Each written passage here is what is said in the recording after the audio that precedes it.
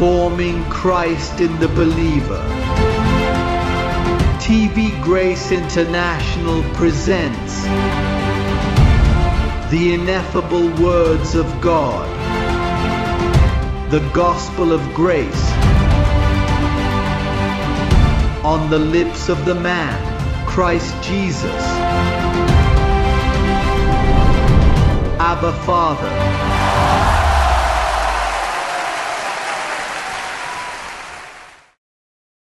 Paulo alizungumza sana na Warumi huko Rumi, na akawapa maonyo mengi kuwa waangalifu ya Uyahudi.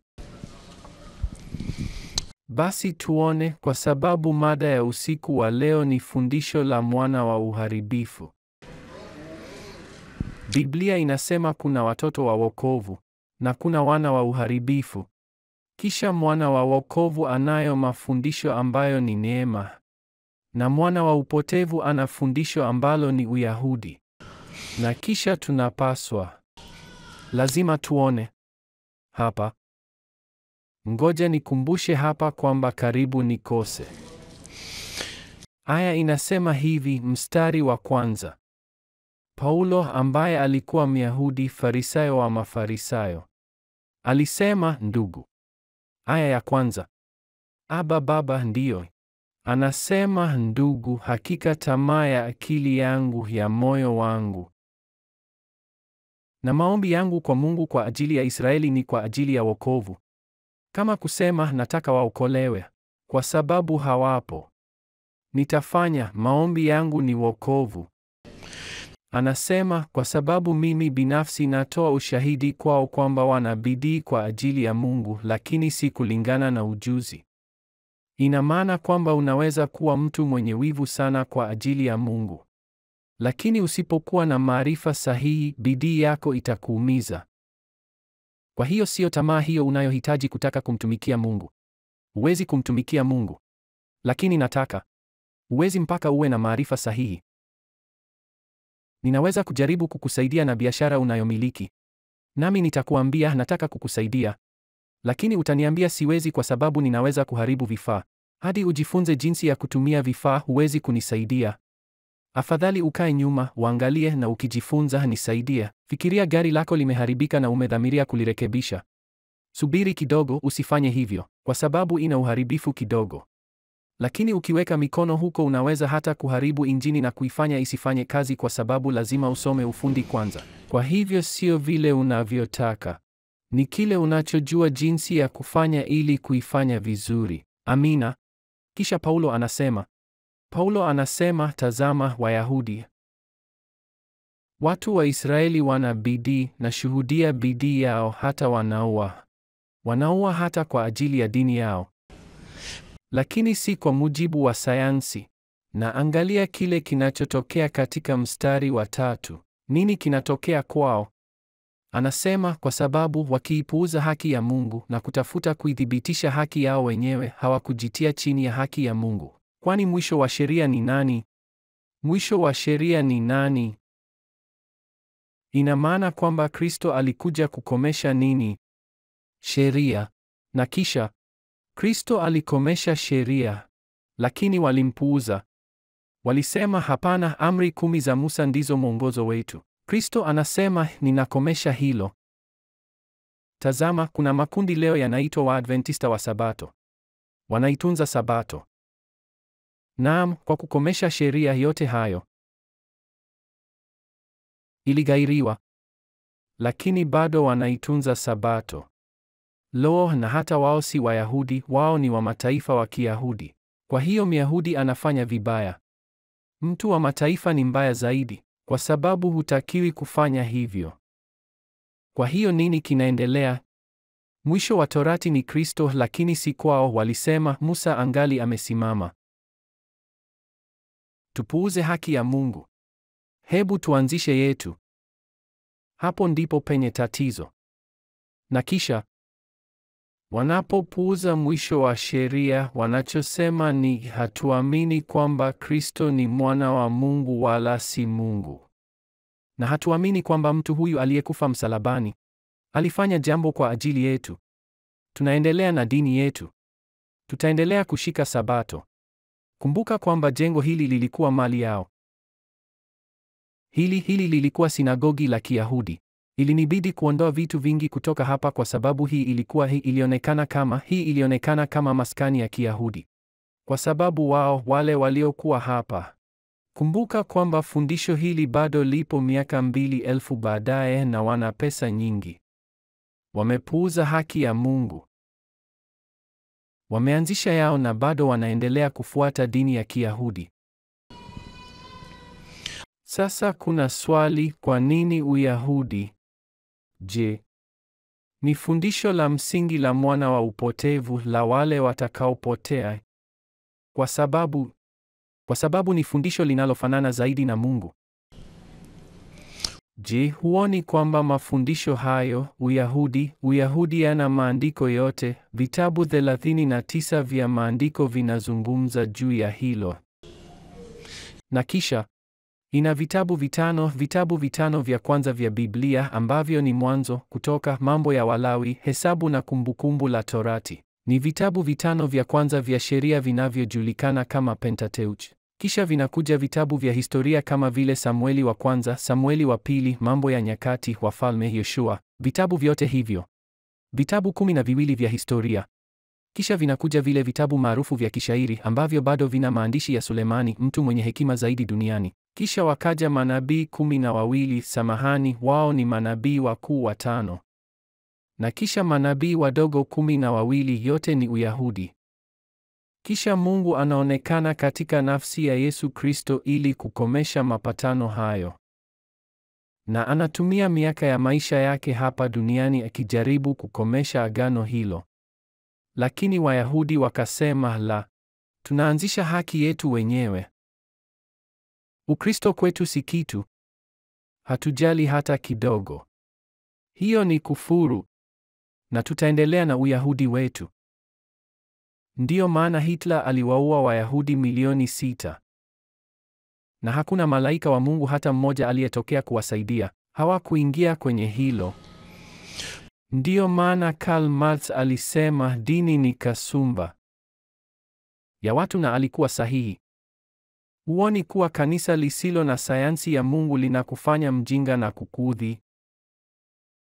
Inakuumiza, inakuua, inakuangamiza. Kanisa lisilo na sayansi ndilo la kulaumiwa kutokana na ufisadi wa kisiasa wa watu wako, kwa sababu wanachanganya na Ukatoliki, na Ukatoliki ni nakala mbaya ya Uyahudi. Nakala.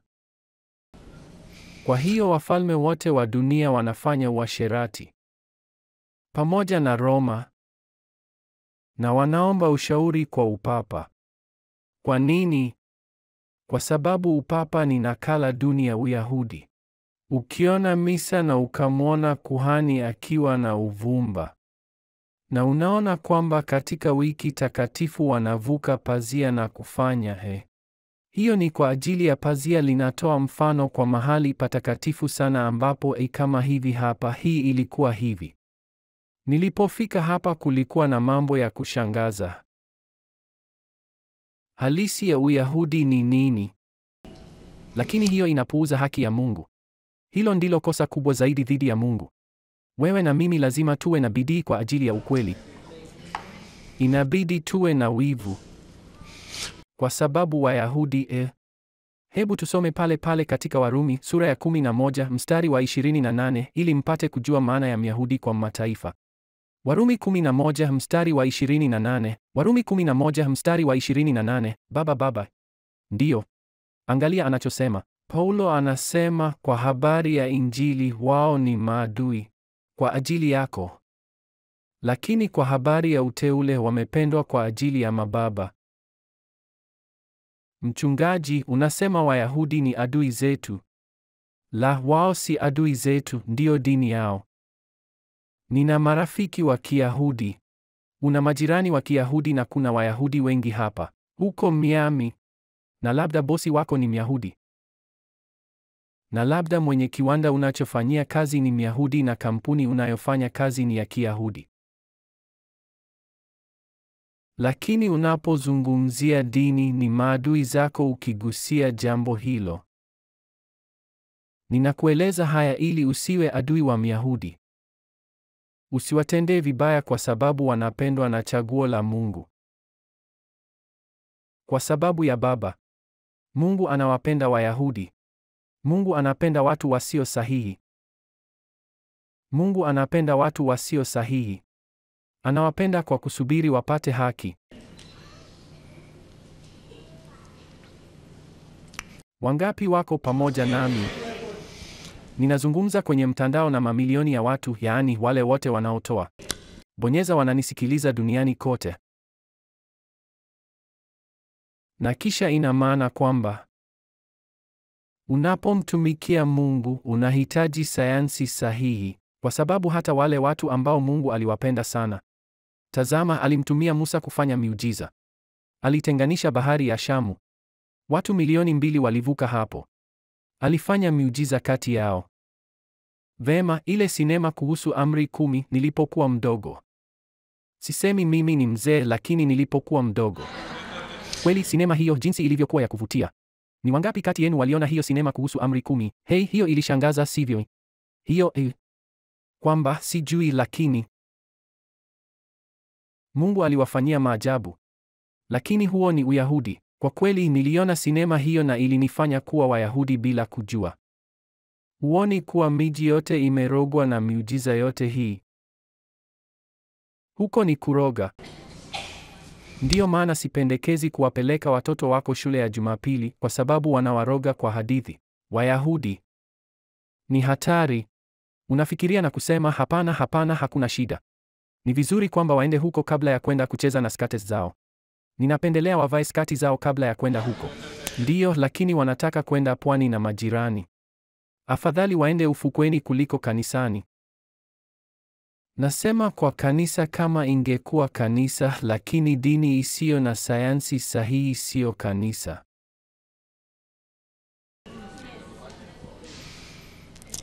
Ndiyo maana iko kwamba huko sijui kama unayo matendo, lakini katika maandiko. Kisha unawaangalia kwa sababu sitaki hata kuangalia. Tazama, ninaziona kwa sababu ninayo maandiko hapa, lakini leo nimejaa bidii kwa ajili ya kweli na sitaki hata kuzisoma. Nitaitaja. Katika sura ya 1 ya Isaya, nabii anasema, tazameni nimeshiba, mmenishibisha kwa makusanyiko yenu na kufunga kwenu na kukesha kwenu.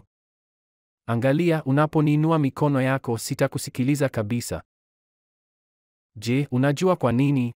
Kwa sababu mtu aliye na bidii kwa ajili ya Mungu. Angalia, najua vikundi hapa Miami vinavyoshikilia mafungo ya maombi. Ni wangapi kati yenu mmesikia kuhusu mafungo ya maombi haya? Na wanasema, Ijumaa naenda kulala mapema kwa sababu kesho kanisa langu lina mfungo, lina maombi. Siku ya Jumapili kutakuwa na upatanisho wa ndoa na tutajitokeza. Na tazama, mchungaji atatuombea. Halo, na hiyo inaonekana kuwa na wivu. Na labda sisi ambao ni wa Growing in Grace tunacheza kwenye uwanja wa mpira au tuko ufukweni au tunaosha gari. Na kwa bidii hiyo wanasema inaonekana haiaminiki kwamba ni wakati wa kumtafuta Mungu. Na tunaosha gari hufanya uharibifu mdogo kuliko wale wanaoinua mikono yao. Mungu hasikii maombi hayo kwa sababu bidii bila maarifa haifanyi kazi. Tazama, katika Agano la Kale, kuhani mkuu alipoombea watu dhambi, alivaa vazi la kipekee sana na hasa chupi. Tutazungumza kwa Kihispania chupi na yote hayo. Walikuwa hariri safi na faini. Je, unajua kwa nini? Kwa maana alipokwenda mbele za uso wa Bwana ikiwa anatoka jasho, ilikuwa ni ishara ya matendo na akaanguka na kufa. Na kisha hicho ni kivuli. Lakini sasa katika agano hili, jasho inawakilisha unapotaka kupata kibali cha Mungu kwa haki yako mwenyewe bila kushikilia Injili iliyofunuliwa na Paulo katika nyaraka 14.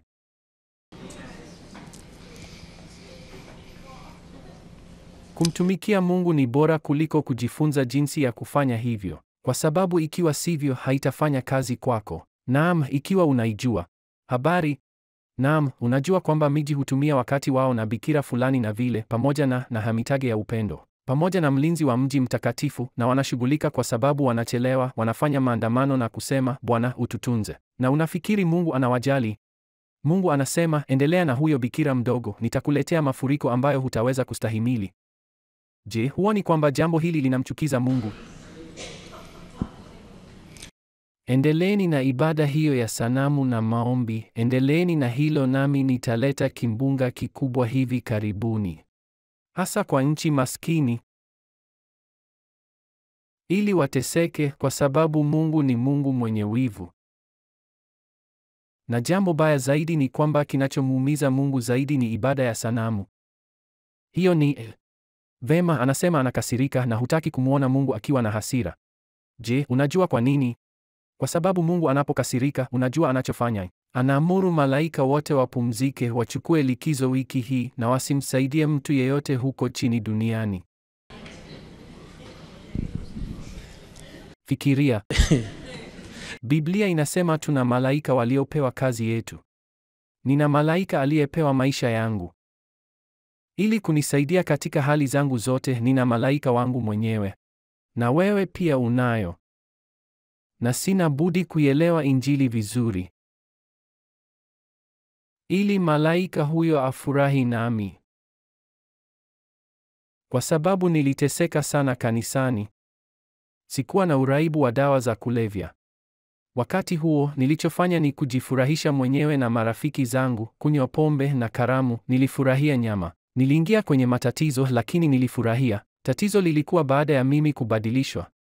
Nilipoingia kanisani, hapo ndipo matatizo yalipoanza. Kwa sababu ilikuwepo. Unajua, kushughulika na wanadamu, unafiki, huyu akimnyoshea vidole yule na wale.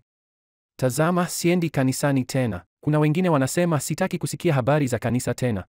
Usiniongelee kuhusu kanisa tena, nimechoka.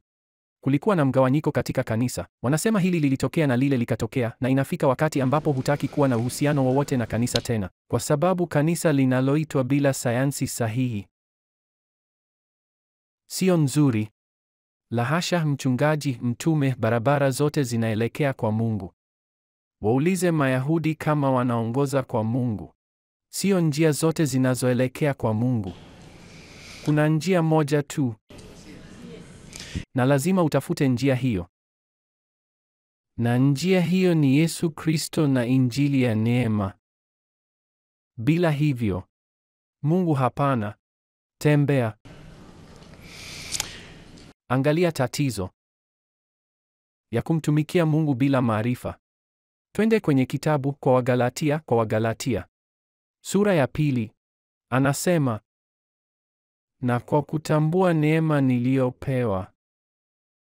Hiyo ni Paulo alienda kwenye nguzo 3 kubwa, ambao majina yao yalikuwa Yakobo, Kefa. Yakobo ni Yakobo, Kefa ni Petro na Yohana.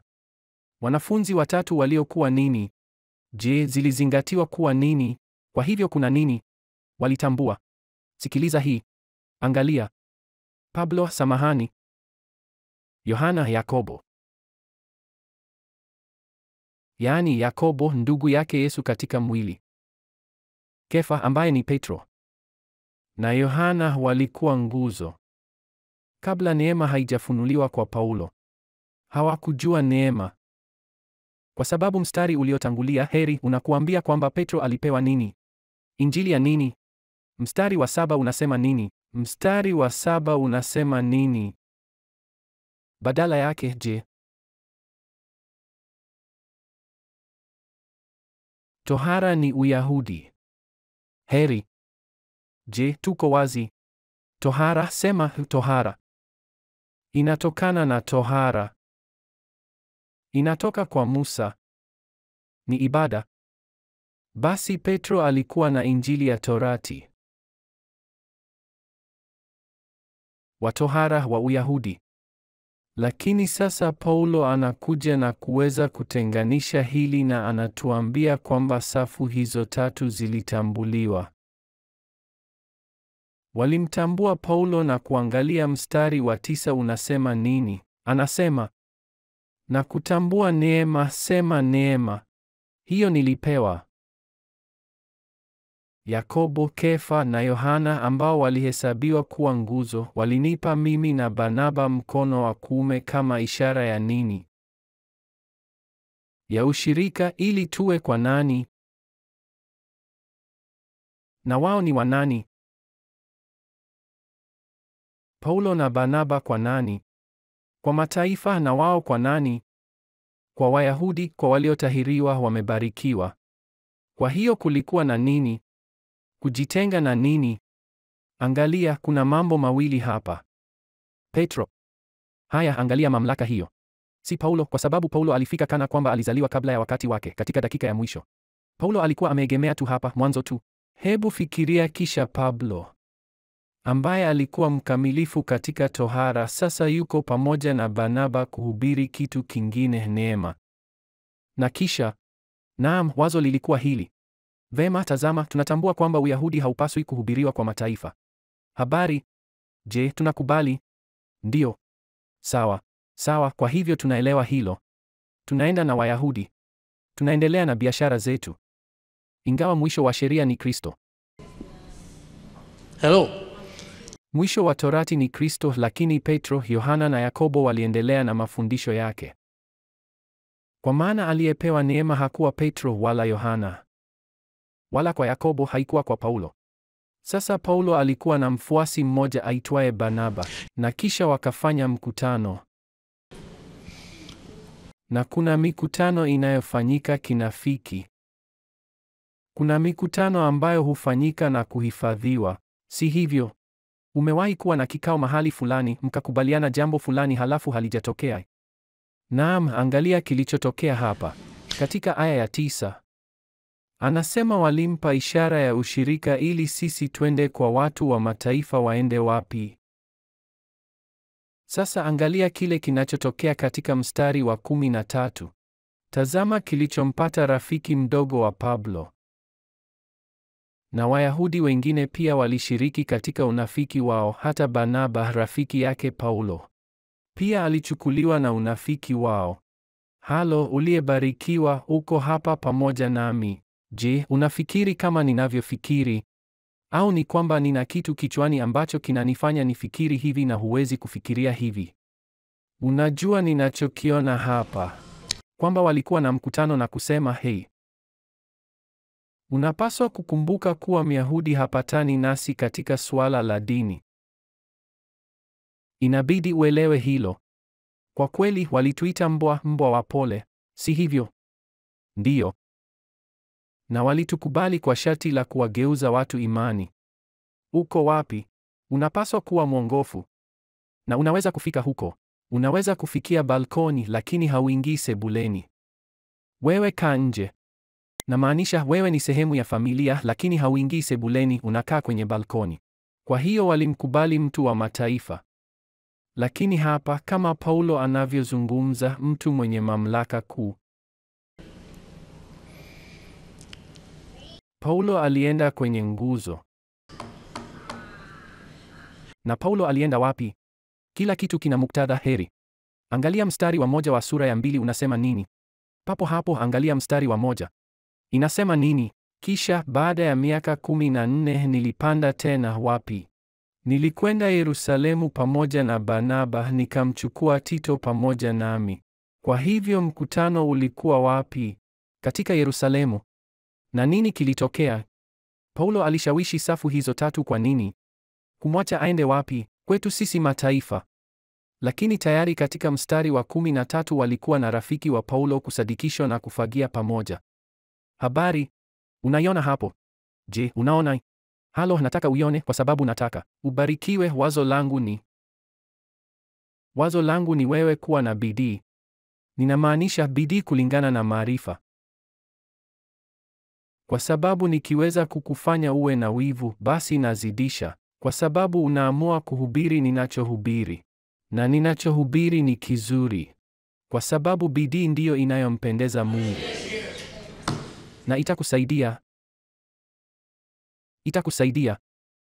Sikilizeni haya, na mwana wa upotevu hataweza kukudanganya. Kwa sababu ninakuweka huru kwa mafundisho haya. Ninakuweka huru kutokana na mtu anapokuambia, tazama, unapaswa kufunga, unapaswa kufanya hivi, lazima usile nyama siku ya Ijumaa. Angalia, Pentekoste ni Jumamosi ijayo. Tazama, wiki takatifu inakuja. Wiki gani? Wiki takatifu ambapo huwezi kupiga nyundo au kufanya chochote. Hapana, hapana, angalia, acha mazungumzo hayo yote, nilitoka kwa heri. Mimi niko kwangu, kila siku ni takatifu. Ninahifadhi mwaka mzima. Je, uliona?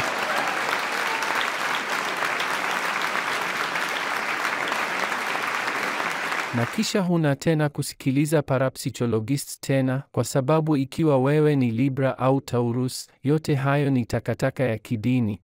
Umebarikiwa na ishara yako ni neema na utume. Tazama, hizo ni ishara zako.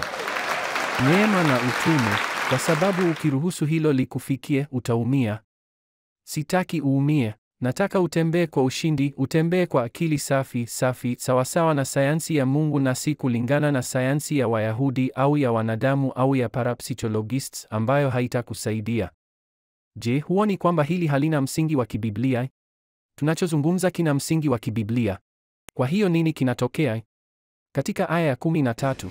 Vema, tazama, kumaliza mkutano, tayari katika mstari wa 11, angalia sura ya 2, mstari wa 11, isome. Lakini Petro alipofika Antiokia nilimpinga uso kwa sababu alikuwa amehukumiwa. Kwa maneno mengine, miezi miwili ya mkutano ilipita, na Paulo tayari alisema, tazama, wewe ni mnafiki, Petro. Angalia, Petro. Kwa kweli inaonekana kwamba hata hujaokolewa. Wewe ni mwana wa upotevu. Wewe ni mwana wa upotevu kwa sababu unahukumu. Je, huoni mwana wa upotevu wale walioiharibu dunia? Hatuzungumzii kuhusu makanisa madogo mawili au matatu, ndugu. Tunazungumza juu ya ulimwengu. Tazama, ugaidi wa leo unahusiana na haya mambo madogo tunayozungumza. Tuanzie hapo. Kwa sababu Hajiri ni mlima Sinai ulioko Arabuni. Haya, Arabia. Hata yule kutoka kwenye minara pacha, tazama. Agari. Hao ni watoto wa upotevu, watoto hao ni familia ya Hajiri, unajua. Kwa maana Hajiri ni mlima Sinai ulioko Arabuni na walingana na Yerusalemu. Je, kweli yuko pamoja na watoto wake katika nini? Zaidi katika Yerusalemu ya juu, ishara, kwa sababu kuna Yerusalemu moja tu, sio mbili. Ikiwa kuna moja ya juu zaidi itakuwa hapa Miami. Lakini Yerusalemu ya juu ni nini, ambayo ni mama yetu sisi sote? Ni bure.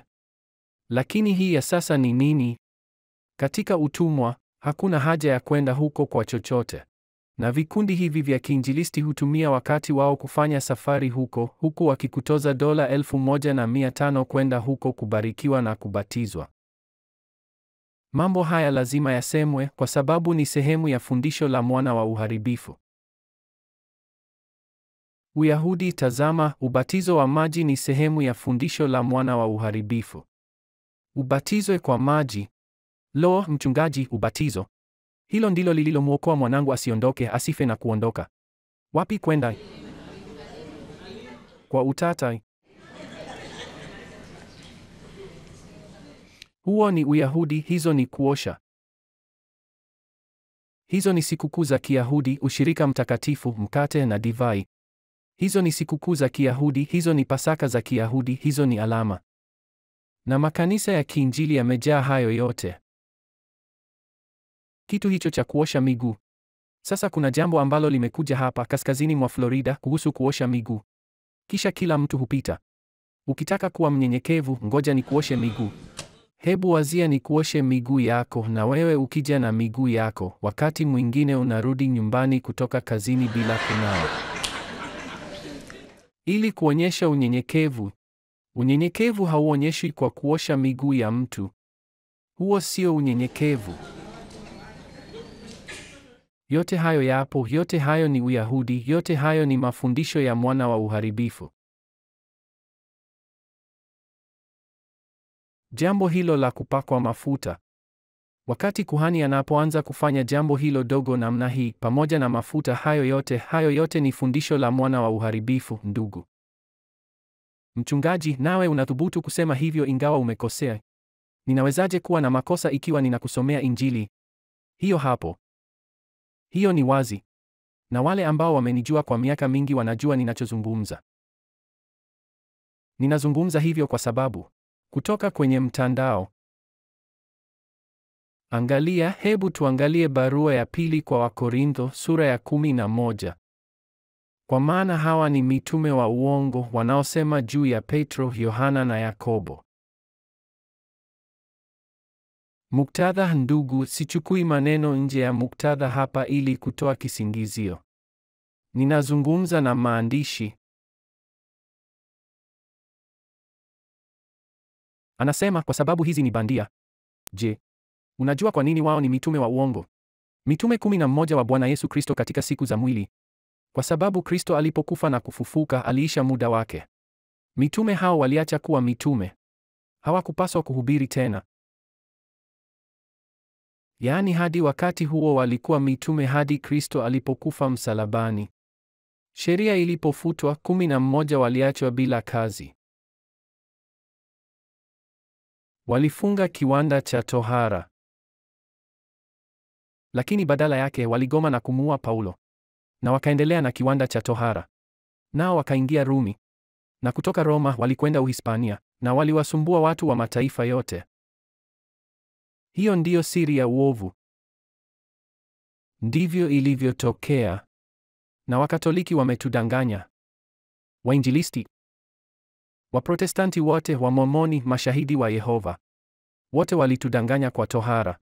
Angalia, ikiwa harufu kama sheria, toka huko. Ikiwa ni harufu ya makatazo. Sasa misingi ya mafundisho, usiingie katika hilo kwa sababu mapema au baadaye utachanwa. Kula neema. Injili iliyofunuliwa kwa Mtume Paulo. Umebarikiwa na ishara yako ni neema na utume. Tazama, hizo ndizo ishara zako, neema na utume.